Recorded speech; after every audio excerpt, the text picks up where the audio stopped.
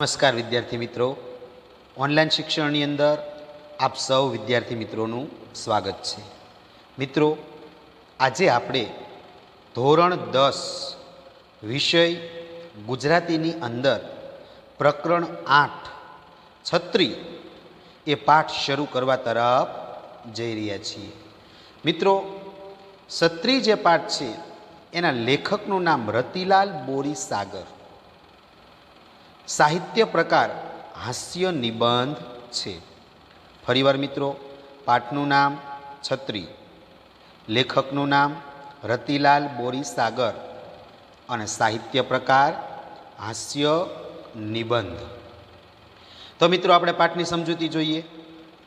રતિલાલ બોરીસાગર એમનો જન્મ 31/8/1938ની અંદર થયેલો. રતિલાલ મોહનલાલ બોરીસાગરનો જન્મ, મિત્રો રતિલાલ બોરીસાગરનું પૂરું નામ શું? તો કે રતિલાલ મોહનલાલ બોરીસાગર. મિત્રો, આપણે આખું નામ યાદ રાખવાનું.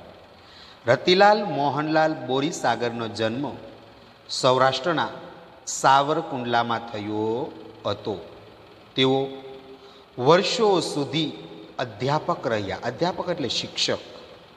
ત્યારબાદ ગુજરાત રાજ્ય શાળા પાઠ્યપુસ્તક મંડળમાં નાયબ નિયામક તરીકે રહ્યા.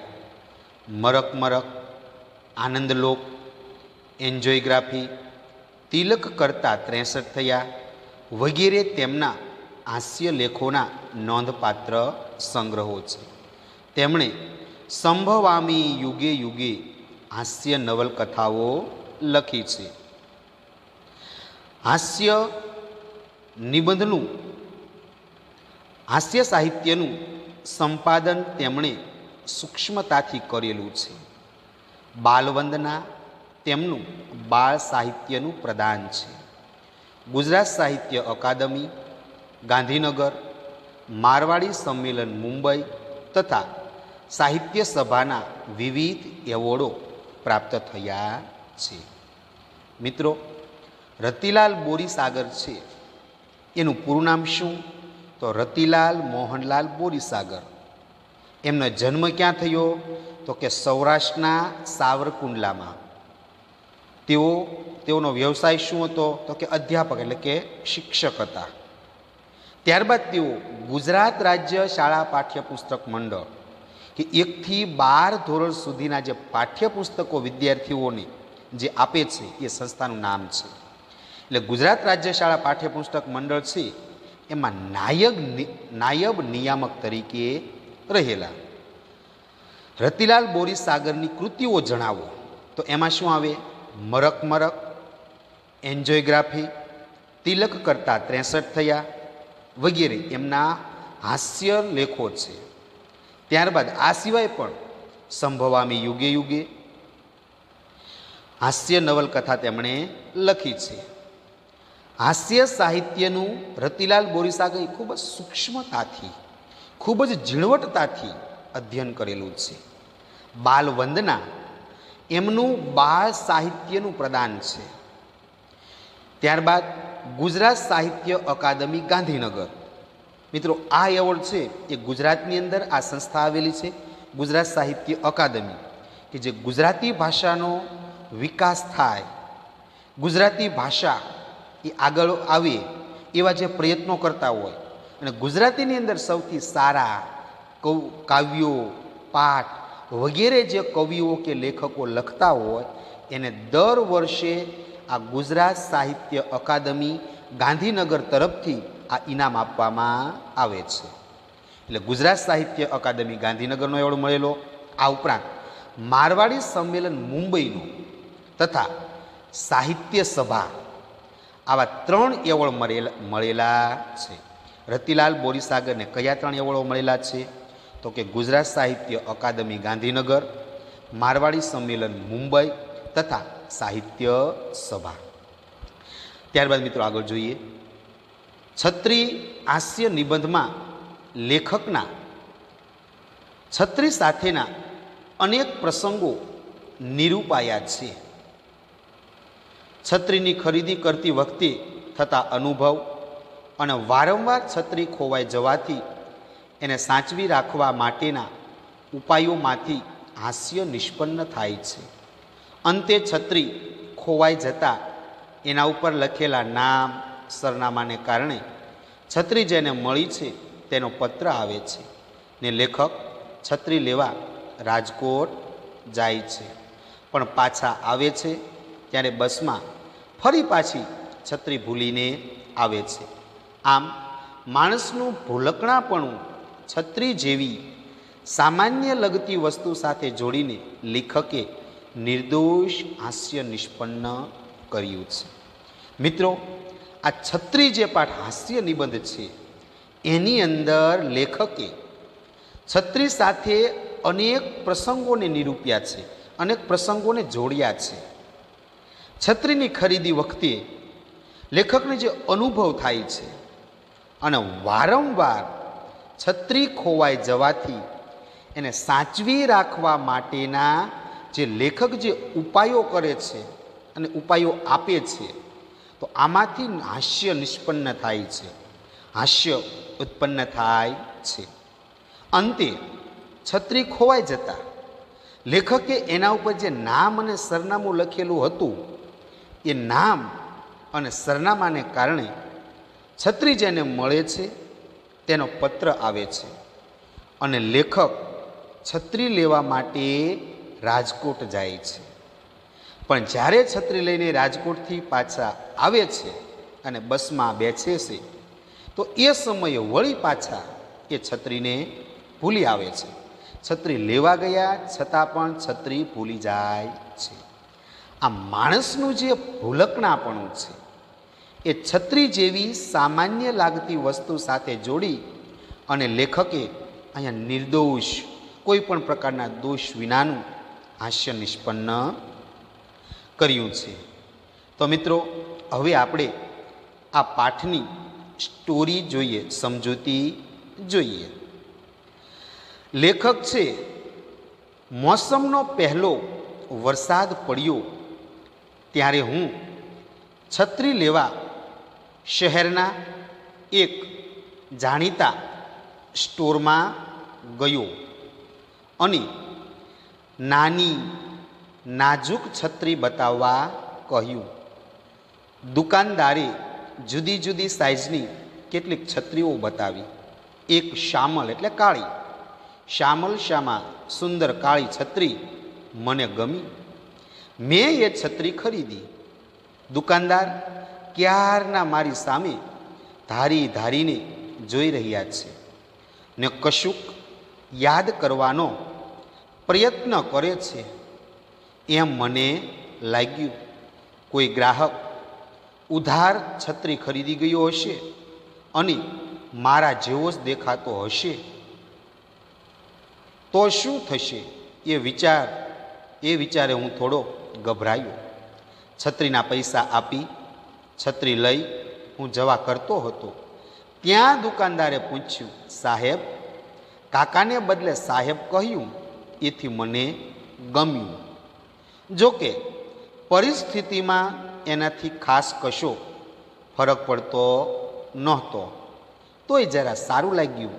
તમે ગઈ સાલ છત્રી લેવા આવેલા ખરા? લેખક કહે છે કે જ્યારે મોસમનો પહેલો વરસાદ પડ્યો, મોસમ એટલે કે વરસનો, મોસમનો એટલે કે વરસનો પહેલો વરસાદ પડ્યો ત્યારે લેખક કહે છે કે પોતે છત્રી લેવા માટે શહેરના એક જાણીતા સ્ટોરમાં એટલે દુકાનમાં, સ્ટોરમાં એટલે કે દુકાનમાં, એક જાણીતા દુકાનમાં ગયા અને નાની નાજુક, નાની અને નાજુક એટલે કે કોમળ એવી છત્રી બતાવવા કહ્યું. દુકાનદારે લેખકને જુદી જુદી સાઇઝની, અલગ અલગ માપની, સાઇઝ એટલે કે માપની, સાઇઝ એટલે કે માપની, જુદા જુદા માપની કેટલીક છત્રીઓ બતાવી. પરંતુ લેખકને એક શામલ એટલે કે કાળું, શામલ એટલે કે એવી કાળી, શામલ શામા છત્રી એટલે કે કાળી એવી નાજુક છત્રી લેખકને ગમી ગઈ. લેખકે એ છત્રી ખરીદી, પણ દુકાનદાર જે હતો એ લેખકની સામે ધારી ધારીને જોઈ રહ્યો હતો. ધારી ધારીને જોવું એટલે કે એકી ટશે જોવું. ધારી ધારીને જોવું એટલે એકી ટશે જોવું. ક્યારનો લેખકની સામે એ જોઈ રહ્યો હતો અને મનની અંદર કંઈક યાદ કરવા માટેનો એ પ્રયત્ન કરતો હતો એવું લેખકને લાગ્યું. કોઈ ગ્રાહક ઉધારે છત્રી ખરીદી ગયો હશે અને લેખક કહે છે કે કદાચ મારા જેવો દેખાતો હશે અને બૂચ મારી ગયો હશે, એટલે પૈસા આપ્યા નહીં હોય એટલે મારી સામે જોતો હશે. લેખકને આવું મનમાં થયું તો શું થયું? એ વિચારે લેખક થોડા ગભરાવું એટલે કે બીવું, મૂંઝાવું. ગભરાવું એટલે શું? બીવું અથવા મૂંઝાવું, ડરવું. ગભરાવું એટલે બીવું, મૂંઝાવું અથવા ડરવું. છત્રીના પૈસા આપી અને લેખક છે એ જવા કરતા હતા, એટલે ઝડપથી છે એ ત્યાંથી નીકળવા કરતા હતા. પરંતુ જેવા લેખક ત્યાંથી નીકળ્યા એટલે દુકાનદારે પૂછ્યું કે સાહેબ, જો કે લેખક સાહેબ નહોતા પણ છતાં પણ કાકાને બદલે સાહેબ કીધું એટલે લેખકને જરા ગમ્યું. અને દુકાનદારે પરિસ્થિતિમાં નથી કોઈ બદલાવ થવાનો નહોતો. સાહેબ કીધા એટલે લેખક કાંઈ સાહેબ બની જવાના નહોતા, એટલે એનાથી કશો ખાસ ફરક પડતો નહોતો. છતાં પણ લેખકને મનમાં સારું લાગ્યું. એટલે દુકાનદારે કીધું કે સાહેબ, તમે ગઈ સાલ એટલે કે વર્ષ, ગયા વર્ષે, સાલ એટલે કે વર્ષ, કે ગયા વર્ષે છત્રી લેવા તમે આવેલા ખરા? કે લેખકને આવું દુકાનદારે કીધું. એટલે વરસાદ પડ્યો, લેખક છત્રી લેવા દુકાને જાય છે. એક જાણીતા દુકાનમાં ગયા છે. ત્યાં કેટલીક છત્રીઓ દુકાનદાર બતાવે છે. લેખકને કાળી છત્રી ગમે છે. લેખકે છત્રી લેતા હતા ત્યારે દુકાનદાર એની સામે ધારીને જોતો હતો. અને લેખક જરા મૂંઝાયા કે કદાચ કોઈ એના જેવો હશે કોઈ, અને એ છત્રી ખરીદી ગયો હશે અને પૈસા નહીં આપ્યા હોય, અને એના કારણે આ દુકાનદાર એ મારી સામે કદાચ ધારીને જોતો હશે એવું લેખકને લાગ્યું. અને જેવા લેખક જવા તૈયાર થાય એટલે દુકાનદાર લેખકને બોલાવે છે અને કીધું, સાહેબ કીધું. લેખક કાકાને બદલે શું કીધું? સાહેબ. એટલે લેખકને જરા ગમ્યું એટલે કીધું કે તમે ગયા વર્ષે છત્રી લેવા આવેલા ખરા? ત્યારબાદ આગળ જોઈએ. ગઈ સાલ જ નહીં, એની પહેલાની છાલ પણ છત્રી લેવા આવેલો. ગઈ સાલની પહેલાની સાલે પણ છત્રી ખરીદી. સાલ એટલે કે વર્ષ. સાલનો અર્થ અહીંયા શું લેવાનો છે મિત્રો? વર્ષ. એટલે કે ગયા વર્ષે પણ છત્રી ખરીદી. અલબત્ત એટલે કે જોકે. અલબત્ત એટલે જોકે એ બીજી કોઈ દુકાનેથી ખરીદેલી. પણ સાહેબ, અમારી છત્રી એમ વરસ દિવસમાં તૂટી ન જાય. અમારી છત્રી ખૂબ ટકાવ એટલે કે મજબૂત. ટકાવ એટલે કે મજબૂત. ટકાવ એટલે શું? મજબૂત. ખૂબ મજબૂત હોય છે. તે હશે, હું ના નથી પાડતો. તમારી છત્રી ટકાવ હશે જ, પણ તમારી છત્રી મારી પાસે ટકતી નથી, ખોવાય જ નહીં એવી છત્રી તમે રાખો છો? એવી છત્રી તો અમે નથી રાખતા, દુકાનદાર કહે છે. કદાચ કોઈ નહીં રાખતું હોય. એટલે છત્રી તમારી પાસે ટકે એવો ઉપાય તમારે જ શોધી કાઢવો પડે. લેખક કહે છે, દુકાનદારે લેખકને કીધું કે ભાઈ, તમે ગયા વર્ષે છત્રી લેવા માટે આવેલા? એટલે લેખક દુકાનદારને કહે છે, ગયા વર્ષે શું, એની પહેલાંના વર્ષે પણ હું છત્રી લેવા માટે તો આવેલો, પણ હું જે છત્રી ખરીદું છું, અલબત્ત જોકે એ કોઈ બીજી દુકાનથી મેં ખરીદી છે, પણ એ છત્રી છે એ મારી પાસે ટકતી જ નથી. હવે આવું કીધું એટલે દુકાનદારે સામું કીધું કે સાહેબ, તમે અમારી છત્રી છે એ આમ એક વર્ષની અંદર તૂટી ન જાય.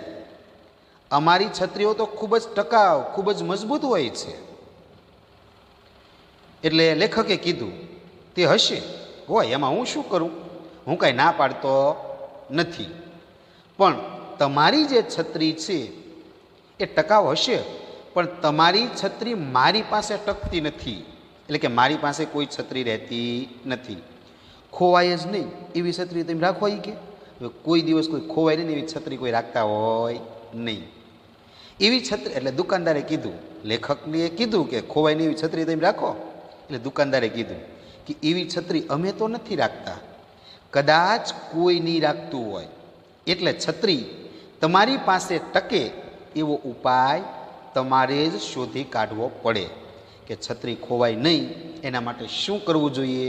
એવો ઉપાય છે એ દુકાનદાર લેખકને બતાવે છે. ત્યારબાદ મિત્રો જોઈએ, પોતાના કુંવરને કાંટો ન વાગે એ માટે આખા રાજ્યની ધરતી ચામડે મઢી દેવાનો હુકમ કરનાર રાજાને એક માણસે કુંવર માટે ચામડાના બૂટ સીવી આપ્યા હતા. કદાચ રવિન્દ્રનાથ ટાગોરનું આ કાવ્ય છે. જગતને સુધારવાના મિથ્યા એટલે કે નકામા, મિથ્યા એટલે નકામા વ્યર્થ ખોટા, મિથ્યા એટલે નકામા વ્યર્થ ખોટા પ્રયત્નો છોડી જાતને સુધારવાનો ઉપદેશ કવિવરે આ કાવ્ય દ્વારા આપ્યો છે. છત્રીની દુકાનના માલિકે ટાગોરના કાવ્યો કે વાર્તાઓ કદાચ નહીં વાંચ્યા હોય, કદાચ ટાગોર વિશે એ ખાસ કશું જાણતા પણ નહીં હોય. બૂટ છત્રીની દુકાનના માલિકે ટાગોરના કાવ્યો કે વાર્તાઓ કદાચ નહીં વાંચ્યા હોય, કદાચ ટાગોર વિશે ખાસ કશું જાણતા પણ નહીં હોય, પરંતુ તેઓ મને કદી ખોવાય નહીં એવી છત્રી શોધવાના ફાંફા મારવાનું છોડી, ફાંફા મારવા એટલે વ્યર્થ પ્રયત્નો કરવા, નકામા પ્રયત્નો કરવા, ફાંફા મારવાનું છોડી છત્રી ખોવાય જ નહીં એવો ઉપાય શોધવા સમજાવી રહ્યા હતા. તેમની વાત મને સાચી લાગી, પરંતુ જ્ઞાન મળવા માત્રથી કશું વળતું નથી અને મળેલા જ્ઞાનને આચરણમાં મૂકવાનું એટલું સહેલું પણ નથી. દુકાનદારે લેખકને છત્રી ખોવાઈ ન જાય એટલા માટે તમારે ધ્યાન રાખવું પડશે એવો ઉપાય બતાવે છે. એના માટે લેખક મનમાં વિચાર કરે છે, એક ઉદાહરણ આપે છે કે પોતાના રાજકુંવરને કાંટો ન વાગે એટલા માટે આખા રાજ્યની ધરતી એ ચામડાથી મઢી દેવાનો હુકમ કરનાર રાજાને એક માણસે કુંવર માટે ચામડાના બૂટ સીવી આપ્યા હતા. હવે આખા રાજ્યની જે ધરતી હોય જમીન એના ઉપર ચામડું પાથરવું એ તો શક્ય નથી. ઘણા બધા પ્રાણીઓનો એમાં વધ થાય અને ફોરેસ્ટવાળા આવી અને મામાના ઘેરે લઈ જાય. એટલે રાજાને એક સારા માણસે સલાહ આપી કે તમે આખા રાજ્યમાં ચામડી પાથરવાની વાત કરો છો, એના કરતાં એક કામ કરો કે તમારો જે કુંવર છે એને જ આપણે ચામડાના બૂટ સીવી આપીએ તો, એટલે જ્યાં ચાલે ત્યાં ચામડું ચામડું જ દેખાય. એટલે આવા રાજાને ચામડાના કુંવરને છે એ ચામડાના બૂટ સીવી આપ્યા હતા. કદાચ રવિન્દ્રનાથ ટાગોરનું આ કાવ્ય છે. જગતને સુધારવાના નકામા પ્રયત્નો છોડી અને આપણે આપણી જાતને સુધારવી જોઈએ એવો ઉપદેશ કવિવરે એટલે કે રવિન્દ્રનાથ ટાગોરે આ કાવ્યની અંદર આપેલો છે. છત્રીની દુકાનનો જે માલિક છે એ આ રવિન્દ્રનાથ ટાગોરનું આ કાવ્ય કે વાર્તાઓ કદાચ જાણતો હશે નહીં, કદાચ રવિન્દ્રનાથ ટાગોર વિશે ખાસ કશું જાણતા પણ નહીં હોય, પરંતુ તેઓ મને કદી ખોવાય નહીં એવી છત્રી શોધવાના ફાંફા મારવાનું છોડી, ફાંફા મારવાનું છોડવું એટલે શું? નકામા પ્રયત્નો મૂકવા. એવું છોડી છત્રી ખોવાય જ નહીં એવો ઉપાય શોધવા સમજાવી રહ્યા હતા. અને તેમની વાત લેખકે મને સાચી લાગી. પરંતુ જ્ઞાન મળવા માત્રથી કશું મળતું નથી. મળેલા જ્ઞાનને આપણે આપણા આચરણની અંદર, આપણા વ્યવહાર વર્તનની અંદર મૂકવું એ પણ એટલું સહેલું હોતું નથી. ત્યારબાદ મિત્રો આગળ જોઈએ. છત્રી ન ખોવાય એ માટે મેં કશો ઉપાય કર્યા જ નથી એવું ન કહેવાય. છતાં મારા સાનિધ્યમાં, સાનિધ્યમાં એટલે કે નજીક, પાસે. સાનિધ્ય એટલે શું? સમીપતા, પાસે, નજીક. સાનિધ્ય એટલે સમીપતા, નજીક અથવા પાસે. મારા સાનિધ્યમાં કોઈ પણ છત્રી એટલી બધી ચંચળ, ચંચળ એટલે કે અધીરી, ઉતાવળી. ચંચળ એટલે કેવી? અધીરી, ઉતાવળી. ચંચળ એટલે અધીરું, અધીરું થઈ જવું, ઉતાવળું બની જવું, ચંચળ બની જાય છે કે મારો ત્યાગ કરતા, ત્યાગ કરવો એટલે છોડી દેવું, ત્યાગ કરવો એટલે કે છોડી દેવું, ત્યાગ કરતા એને સહેજે વાર લાગતી નથી. સહેજે એટલે જરા પણ, સહેજે એટલે કે જરા પણ વાર લાગતી નથી. દુકાનેથી લઈને ઘેર સુધી પહોંચતા સુધીમાં પણ છત્રી ખોઈ નાખવાના વિક્રમો, વિક્રમ એટલે પરાક્રમ, વિક્રમો એટલે કે અહીંયા ટૂંકમાં એક પછી એક એવા ખાસ વિક્રમો નોંધાવેલા છે. વિક્રમો મેં એકથી વધુ વાર નોંધાવ્યા છે. લેખક કહે છે કે છત્રી ન ખોવાઈ જાય એ માટે મેં શું કશા ઉપાય, કોઈ પણ પ્રકારનો ઉપાય કર્યો જ નથી એવું તો ન કહેવાય. છતાં પણ મારી પાસે, મારા સાનિધ્યમાં, મારી નજીક કોઈ છત્રી એટલી બધી ચંચળ બની જાય છે, એટલી બધી અધીરી, ઉતાવળી બની જાય છે કે મારો ત્યાગ કરતાને સહેજે વાર લાગતી નથી. એટલે લેખક પાસે છત્રી રહેતી નથી. દુકાનેથી લઈને ઘર સુધી લેખક હજી તો પહોંચે એ સમય સુધીમાં તો લેખકે છત્રી ખોઈ નાખવાના કેટલાય બધા વિક્રમ, રેકોર્ડો એ બનાવી નાખેલા છે, એકથી વધારે વાર નોંધાવેલા છે.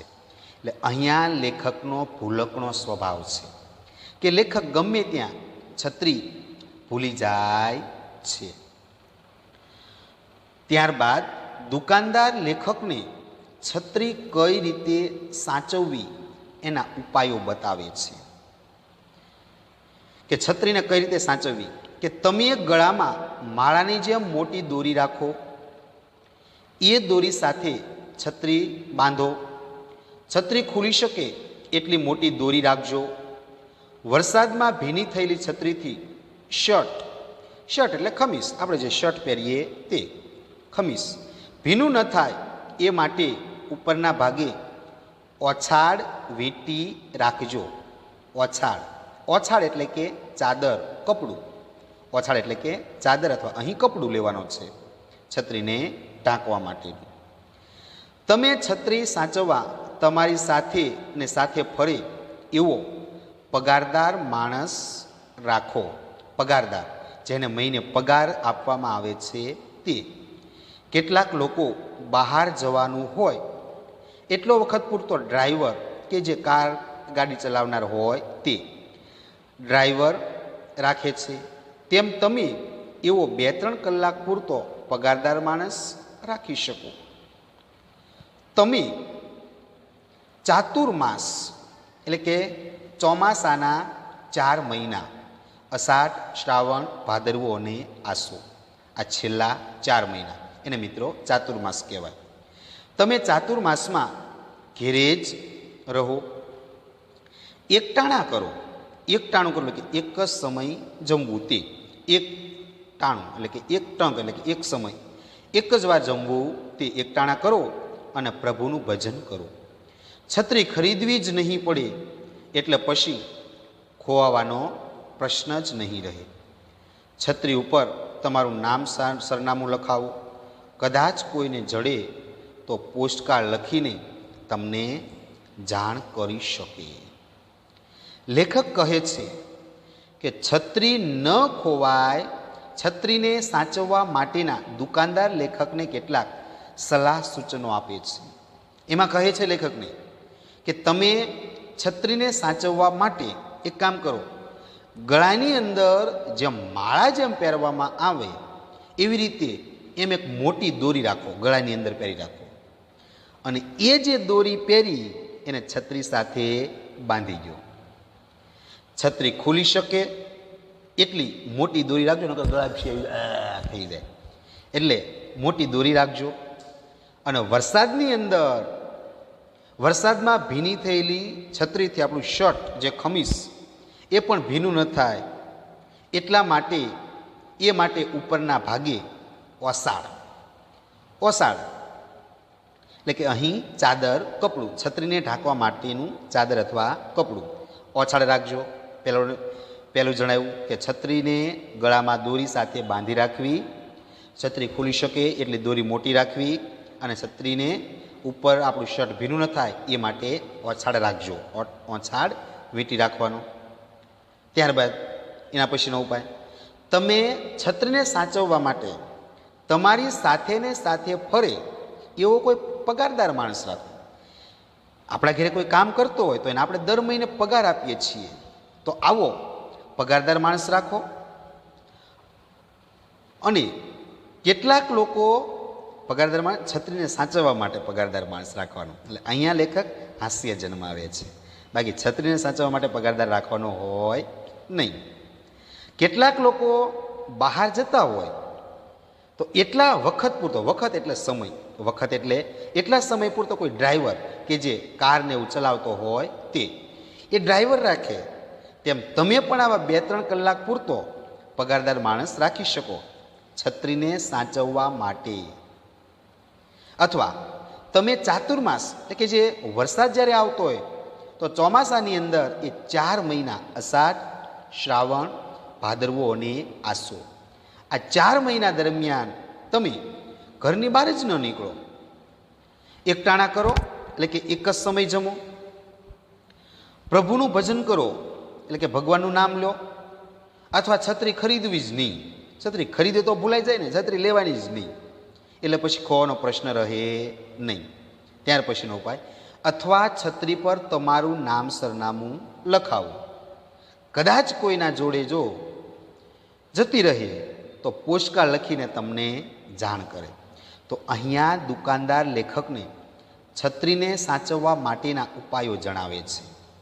ગળામાં દોરી બાંધવાની, એની સાથે છત્રીને બાંધી રાખવાની, દોરી છત્રી ખુલી શકે એવડી મોટી રાખવાની, છત્રી ભીંજાય નહીં, આપણું શર્ટ ભીંજાય નહીં એટલા માટે છત્રીના ભાગે ઓસાડ વીંટી રાખવાનો, છત્રીને સાચવવા માટે પગારદાર માણસ રાખવાનો, જેમ કોઈ ડ્રાઈવર રાખે છે તેવી રીતે.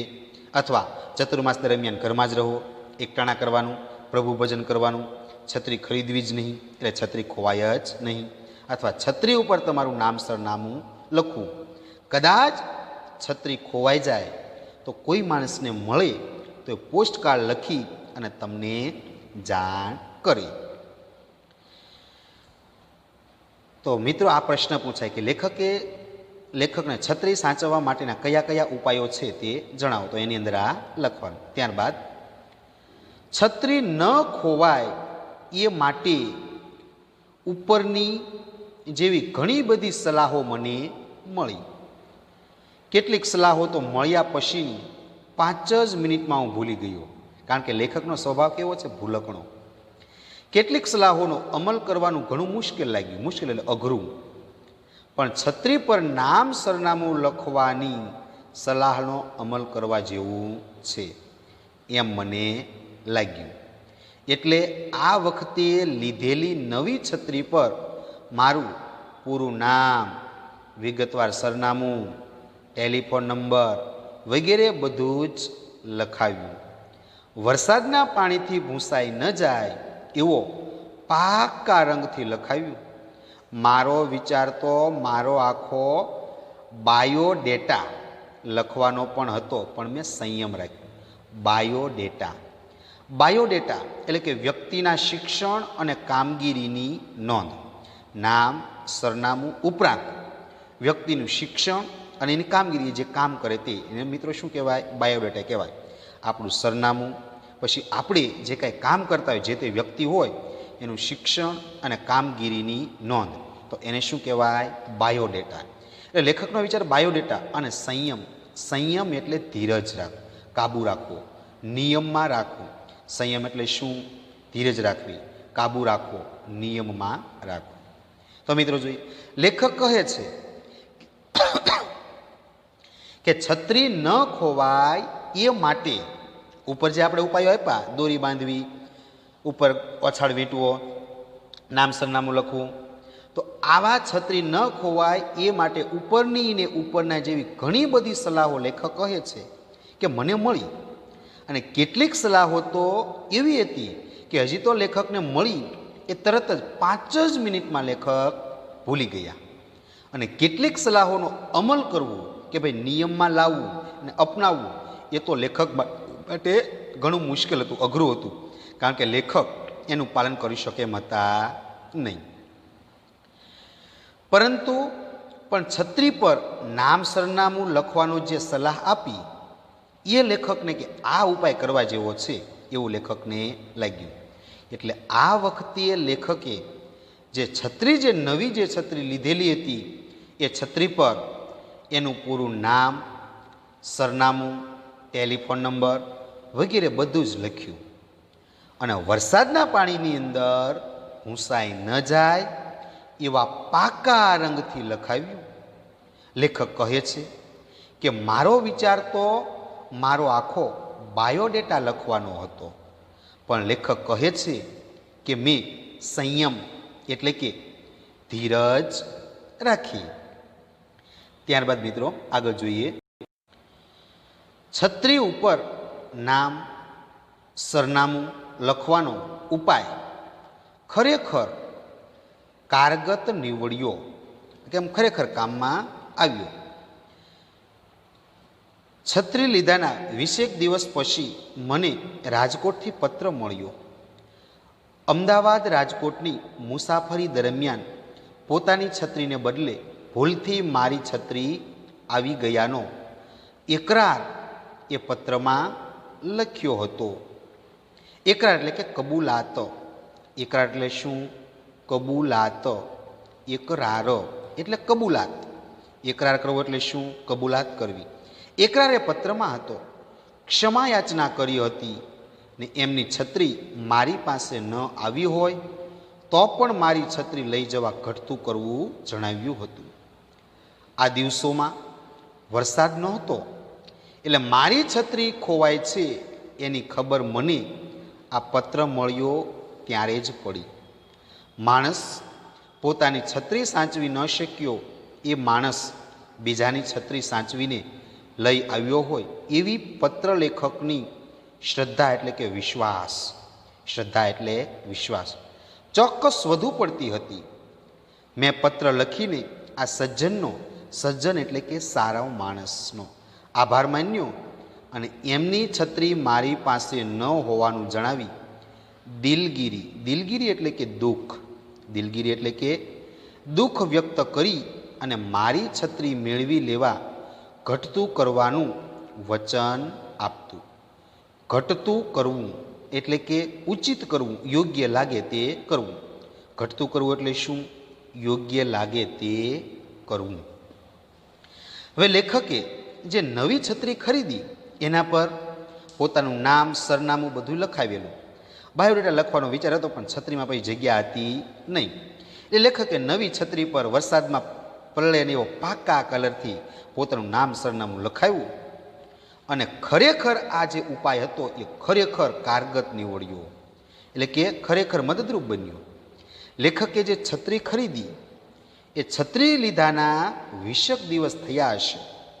એ 20 દિવસ પછી લેખક કહે છે કે મને રાજકોટથી પત્ર મળ્યો.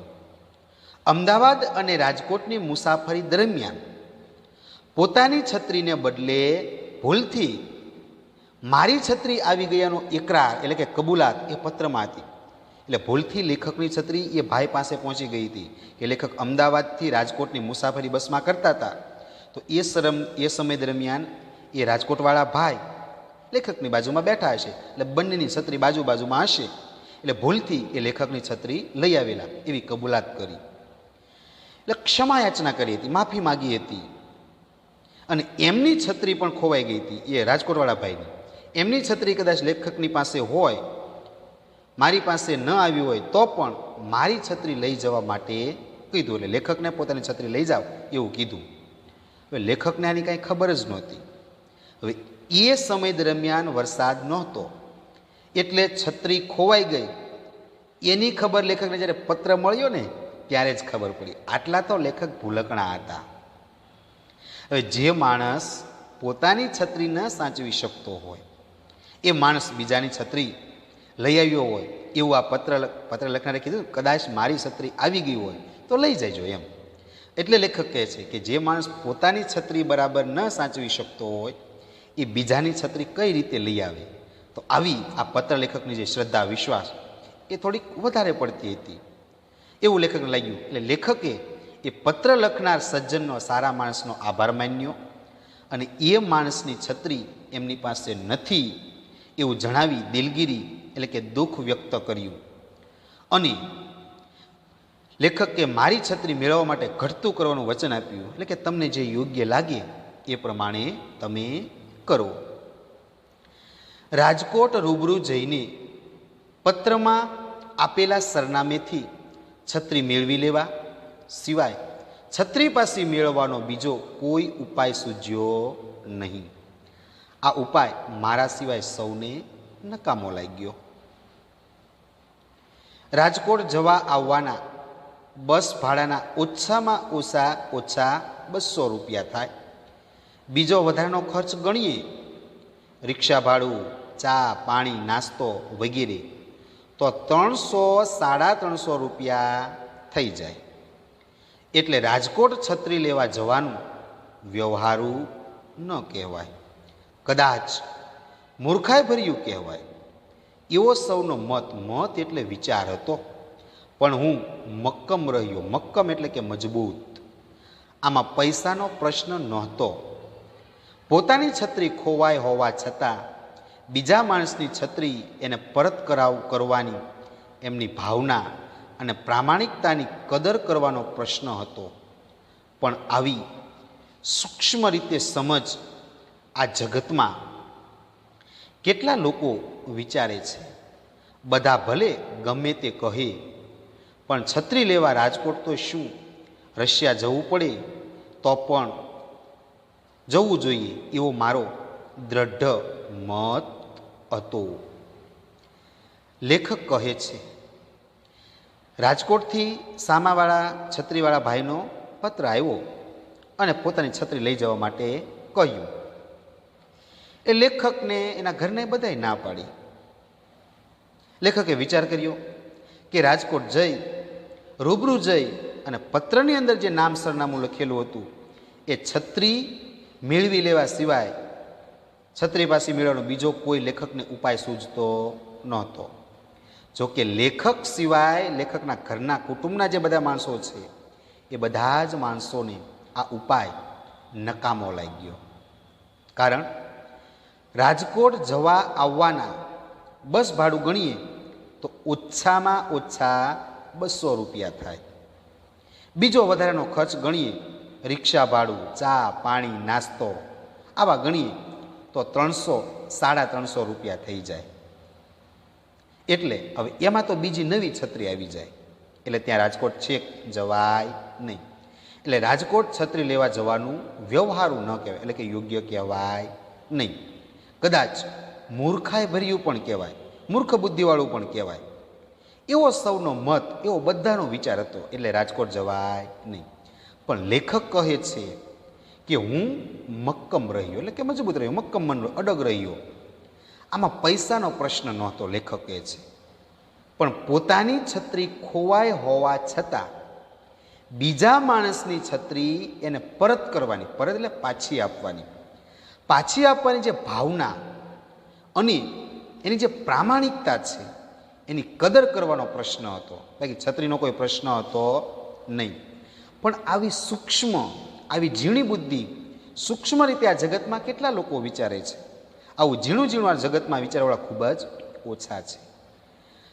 બધા ભલે ગમે તે કહે, પણ છત્રી લેવા રાજકોટ તો શું, રશિયા વિદેશમાં જવું પડે ને તો પણ જવું જોઈએ, એવો મારો દ્રઢ મજબૂત નિર્ણય હતો. એટલે લેખક રાજકોટ ગયા, છત્રી પાછી મેળવી, પહેલાં સજ્જનનો આભાર માન્યો, વળતી બસમાં અમદાવાદ પાછા આવ્યો. પણ અમદાવાદ ઉતરતી વખતે બસમાં છત્રી ભૂલી ગયો. ઘરે ગયા પછી સૌએ પૂછ્યું ત્યારે જ યાદ આવ્યું. તરત પાછો બસના ઓફિસે ગયો, પણ કોઈએ છત્રી જમા કરાવી નહોતી. રિક્ષા ભાડાના જવા આવવાના બીજા 80 રૂપિયા થયા. પછીના દિવસે છત્રીના સ્ટોરમાં જઈ મેં છત્રી માગી. દુકાનદારે સ્મિત કર્યું, મેં પણ સામું સ્મિત કર્યું. લેખકને બધાએ ના પાડી, છતાં પણ એ રાજકોટ જવા માટે તૈયાર થયા. એ લેખક રાજકોટ ગયા. જે ભાઈએ પત્ર લખ્યો હતો એ છત્રીવાળા ભાઈને મળ્યા. એની છત્રી, લેખકની પાછી છત્રી લઈ લીધી. જે સજ્જન માણસ હતા એ સારા માણસનો આભાર માન્યો અને વળતી બસમાં અમદાવાદ પાછા લેખક આવ્યા. લેખક અમદાવાદ રહેતા હતા, પણ અમદાવાદ ઉતરતી વખતે વળી પાછા બસમાં છત્રી ભૂલી ગયા. છત્રી લઈને આવ્યા ત્યાં તો છત્રી ભૂલી ગયા. એટલે લેખકને યાદ રહેતું નથી. ઘેરે ગયા અને પછી બધાએ કીધું, હઈ ક્યાં ગયા તા? ત્યારે લેખકને ખબર પડી, લે હું કે છત્રી લેવાઈ ગયો તો એ કે તો છત્રી ક્યાં? લે કે છત્રી તો ભૂલાઈ ગઈ. અને ત્યારે જ લેખકને યાદ આવ્યું. તરત પાછા બસ ડિપોમાં એસટીની જે ઓફિસ હોય એ બસની ઓફિસે ગયા. કારણ કે ત્યાં શું હોય કે બસની અંદર કોઈ મુસાફરોનો સામાન ખોવાનો હોય તો એસટીની અંદર એવો બધો સામાન રાખવાનો ઓફિસ હોય. ત્યાં જઈ જો કદાચ મળ્યો હોય તો એ ત્યાં મળી રહે. એટલે બસની ઓફિસે ગયા, પણ કોઈ વ્યક્તિએ લેખકની છત્રી જમા કરાવી નહોતી. બીજા રિક્ષાની અંદર ગયા, એના બીજા 80 રૂપિયા થયા. 350 રૂપિયા પ્લસ બીજા 80 રૂપિયા. એટલે લેખકને પોતાની છત્રી મળી નહીં. પછીના દિવસે, બીજા દિવસે લેખક વળી પાછા છત્રી સ્ટોરમાં એટલે દુકાનમાં ગયા અને લેખકે છત્રી માગી. એટલે સામે જે દુકાનદાર હતો ને હસવા લાગ્યો. કાલ છત્રી લઈ, હમણાં છત્રી લઈ ગયા પાછી. એટલે લેખકે પણ સામું સ્મિત કર્યું. અને આ પાઠ સંદર્ભ ઓમ હાસ્યમમાંથી આ પાઠ લેવામાં આવેલો છે. મિત્રો સંદર્ભ કહે તો શું? ઓમ હાસ્યમમાંથી. તો મિત્રો આ પાઠની અંદર લેખક જે એક સામાન્ય એવી જે છત્રી છે એ છત્રી ખોવાઈ જાય છે. એ છત્રીને સાચવવા માટેના જે ઉપાયો અજમાવે છે એ લેખક અમલમાં લાવે છે, અને છતાં પણ લેખક પોતાની છત્રી ભૂલી જાય છે. તો આમ છત્રી જેવી નાની નાની બાબતમાંથી હાસ્ય જન્મે છે. તો એ હાસ્ય નિબંધ, એ આ છત્રી સાથેના અનેક પ્રસંગોનો આ હાસ્ય પ્રસંગો આ પાઠની અંદર નિરૂપાયા છે.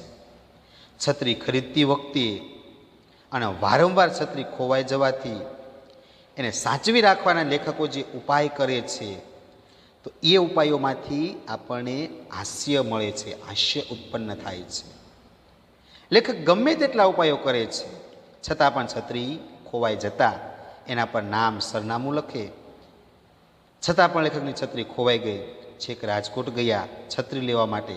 ઘરના બધાએ ના પાડે છે, છતાં પણ ગયા અને છત્રી લઈને આવ્યા તો વળી પાછા એ છત્રી ભૂલી જાય છે. તો મિત્રો અહીંયા આ છત્રી જેવી બાબતમાંથી, આ નાની બાબતમાંથી હાસ્ય જન્માવે છે. તો મિત્રો અહીં આપણે આ છત્રી હાસ્ય નિબંધ એ પાઠ પૂર્ણ કરીએ છીએ.